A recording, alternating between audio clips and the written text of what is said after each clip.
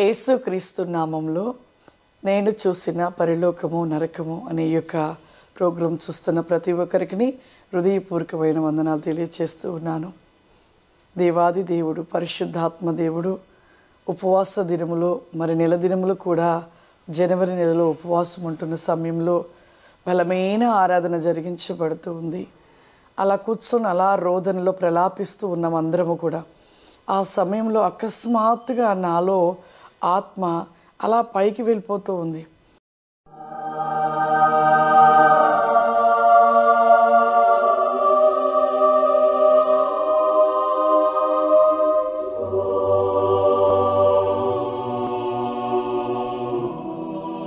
అలా వెళ్ళిపోయి ఒక వెలుగైన స్థలము, చాలా గొప్ప వెలుగైన స్థలము.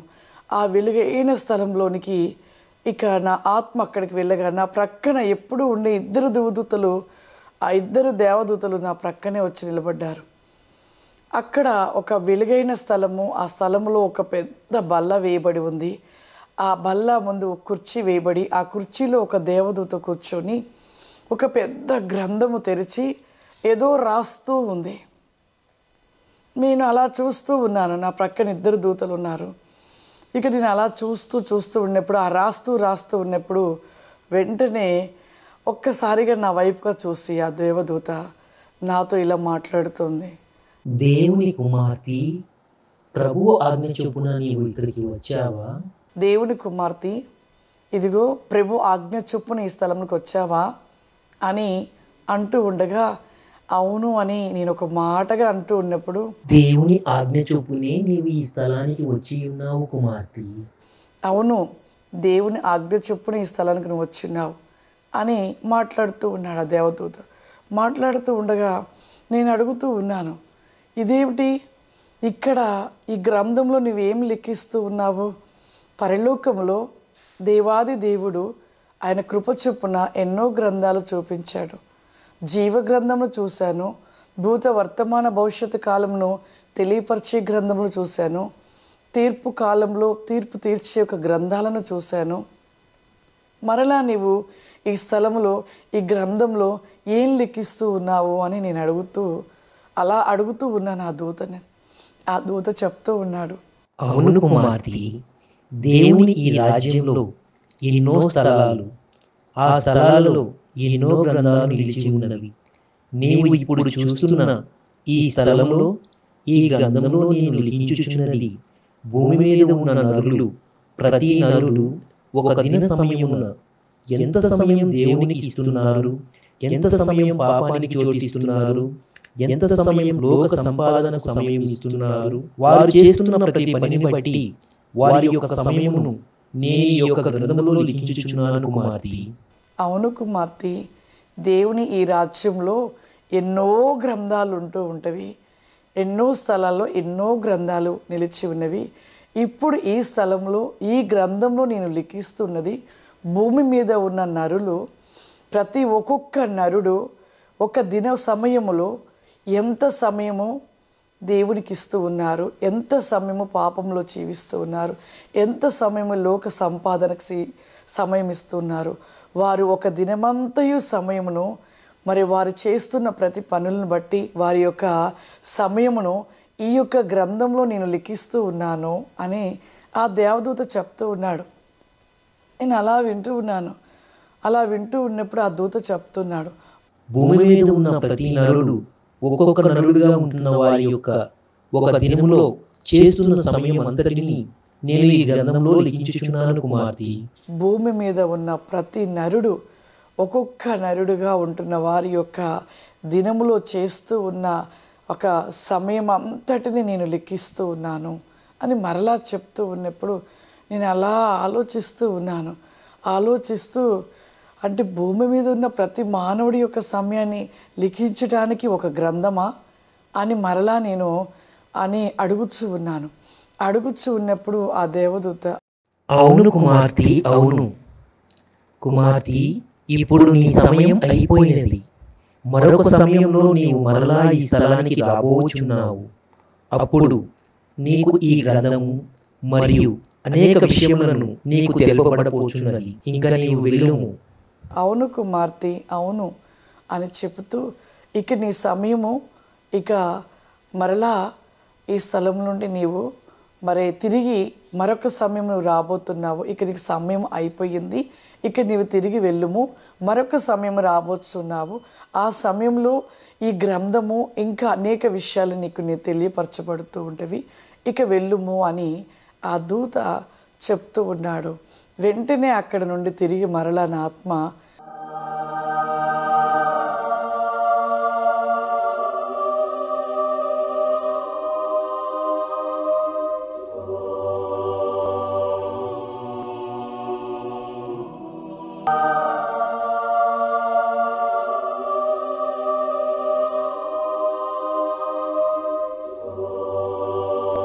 మరలా నేను ఆరాధిస్తున్న స్థలంలోనికి దేవదూతలు తీసుకొచ్చేసి నన్ను ఆ యొక్క స్థలంలో విడిచి వెళ్ళిపోయారు.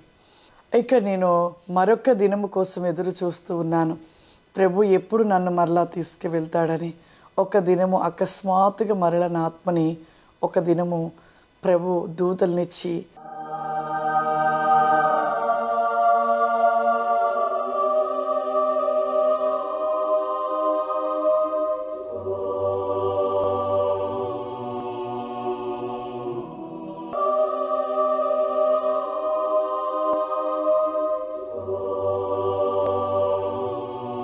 ఆ యొక్క స్థలము ఎక్కడికైతే నేను వెళ్ళానో ఆ స్థలము వెలుగైన స్థలము, ఆ యొక్క గ్రంథమును ఆ దూత రాస్తూ ఉన్న స్థలంలోనికి మరలా ఆ దూతలు నన్ను తీసుకుని వెళ్ళారు.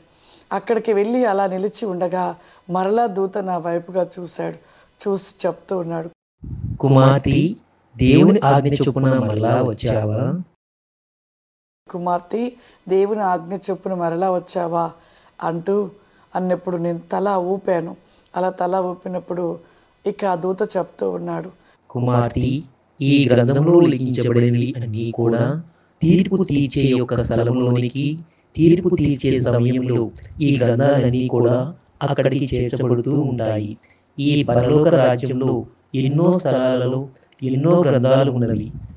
మానవ శరీరంలో ఎన్ని అవయవాలు ఉన్నావో అదే విధంగా ఈ స్థలంలో వారి వారి క్రియలు, వారి స్వరూపము, వారి యొక్క పనియు, వారు భూమి మీద ఉండే విధానమును, వారి సమయమును, ఇవన్నీ కూడా ఒక్కొక్క ప్రాంతంలో గ్రంథంలో లిఖించబడుతూ ఉంటుంది. ఈ గ్రంథములన్నీ కూడా తీర్పు సమయంలో తీర్పు కలిగిన బలిపీఠం యుద్ధకు ఈ గ్రంథములన్నీ కూడా చేర్చబడుతూ ఉంటాయి.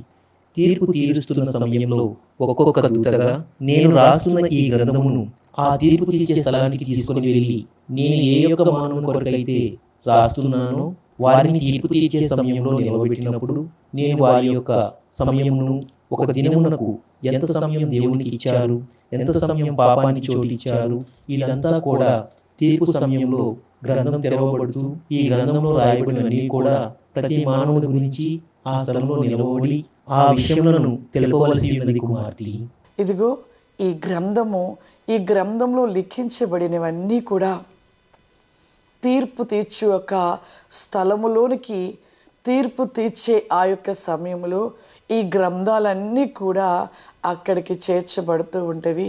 ఈ పరలోక రాజ్యము, దేవుని యొక్క ఈ రాజ్యములో ఎన్నో గ్రంథాలుగా ఉన్నవి.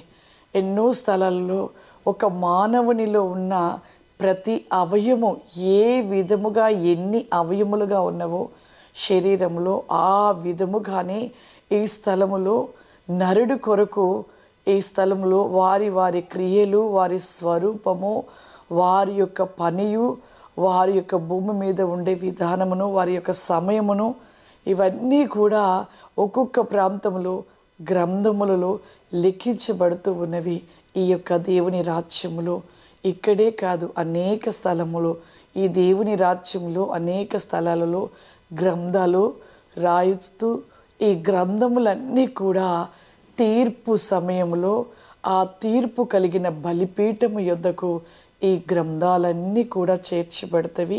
తీర్పు తీరుస్తూ ఉన్న సమయంలో ఒక్కొక్క దూతగా ఈ స్థలంలో నేను రాస్తున్న ఈ గ్రంథము, నేను ఈ యొక్క గ్రంథముతో ఆ స్థలంలో నిలిచి నేను ఏ యొక్క మానవుని కొరకైతే రాస్తూ ఉన్నానో ఆ ప్రతి మానవుని తీర్పులో నిలబెట్టినప్పుడు నేను వారి యొక్క సమయము, వారు ఒక దినమునకు ఎంత సమయము దేవునికి ఇచ్చారో, ఎంత సమయము పాపానికి ఇచ్చారో, ఇదంతయు కూడా తీర్పు సమయంలో గ్రంథము తెరవబడుతూ ఈ యొక్క గ్రంథంలో రాయబడినవన్నీ కూడా ఆ ప్రతి మానవుడి గురించి ఆ స్థలంలో తెలియపరచబడవలసి ఉన్నది. ఆ స్థలంలో మేము నిలబడి ఆ విషయాలను తెలియపరచవలసి ఉన్నది అని ఆ దూత చెప్తూ ఉన్నాడు.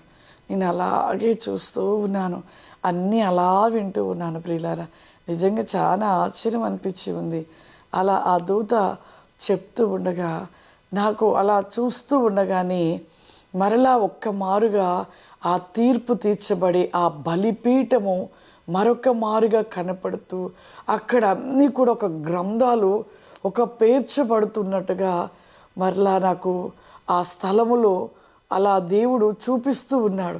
నేను అనుకుంటూ ఉన్నాను, ఇదేంటి, నేను ఇక్కడున్నాను, ఈ యొక్క స్థలంలోనే ఉన్నాను కదా, నా కళ్ళకు అలా కనపడుతూ ఉన్నవి, నేను ఆ స్థలంలోనికి వెళ్ళలేదు కదా అనేసి నేను అనుకుంటున్న సమయంలో వెంటనే అక్కడ కూర్చున్న దూత చెప్తున్నాడు, కుమార్తె, ప్రభువు చూపించుచున్న ఈ విషయాలన్నీ నీకు ఆశ్చర్యంగా అనుకుంటున్నావు కదా కుమార్తె. అదిగో, మరలా నిన్ను ఆ స్థలంలోనికి ఈ దూతలు తీసుకొని పోవచ్చున్నారు. ఆ స్థలంలోనికి నువ్వు వెళ్ళబోచున్నావు కుమార్తె. ప్రభు చూపిస్తున్నవి, నీ కనులకు కనపడుతున్న విషయాలను నువ్వు ఆశ్చర్యంగా అనుకుంటున్నావు కదా కుమార్తె. అదిగో మరలా నిన్ను ఆ స్థలంలోనికి మరలా ఈ దూతలు తీసుకొని వెళ్ళబోతున్నారు. నీవు కనులకు చూస్తున్న ఆ దర్శనమును నిజముగా ఆ స్థలంలోనికి ఇప్పుడు నీవు వెళ్ళబోతూ ఉన్నావు అని ఆ దూత చెప్తూ ఉండగా, నా ప్రక్కన ఉన్న దూతలు ఇద్దరు మరలా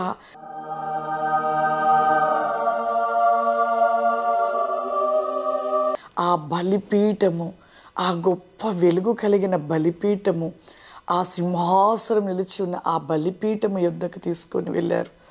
ఆ స్థలంలోకి వెళ్ళగా అటుగా ఇటుగా గ్రంథాలతో ఉంటున్న ఆ దూతలు ఆ స్థలంలో ఉన్నారు. వారి ప్రక్కన ఇలా పేర్చబడుతూ ఉన్నవి గ్రంథాలు.